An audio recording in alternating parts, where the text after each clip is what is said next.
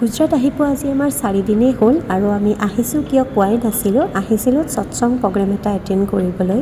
পূজ্যশ্ৰী দীপক ভাই প্ৰগ্ৰেম চলি আছে, ৰাতিপুৱাৰ সৎসং এটেণ্ড কৰিলোঁ। আৰু সৎসংটো যিহেতু গুজৰাটী ভাষাত চলে সেইকাৰণে এই ৰেডিঅ'টো দিছে, এইটো ইয়াৰফোন লগাই শুনিলে হিন্দীত ট্ৰান্সলেট হৈ যায়। তাৰপিছত সৎসং শেষ কৰি আহি আমি দুপৰীয়াৰ খানা খালোঁ। আৰু গুজৰাটী খানাটো অকণমান মিঠা হয়, আমাৰ দৰে নিমখীয়া নহয়, আৰু ইয়াত চাছটো লাগিবই, মানে গুজৰাটী খাদ্য। তাৰপিছত দুপৰীয়া আমি ৰুমত আহি অকণমান ৰেষ্ট লৈ আৰু আবেলিৰ সৎসং এটেণ্ড কৰিলোঁ।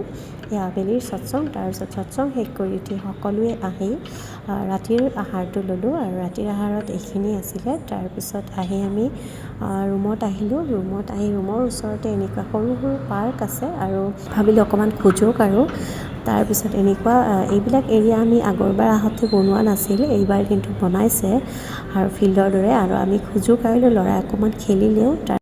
আহিলোঁ কাৰণ দিনটোৰ ভাগৰো লাগিছে সৎসং এটেণ্ড কৰি। আজিলৈকে গুড নাইট, বাই বাই।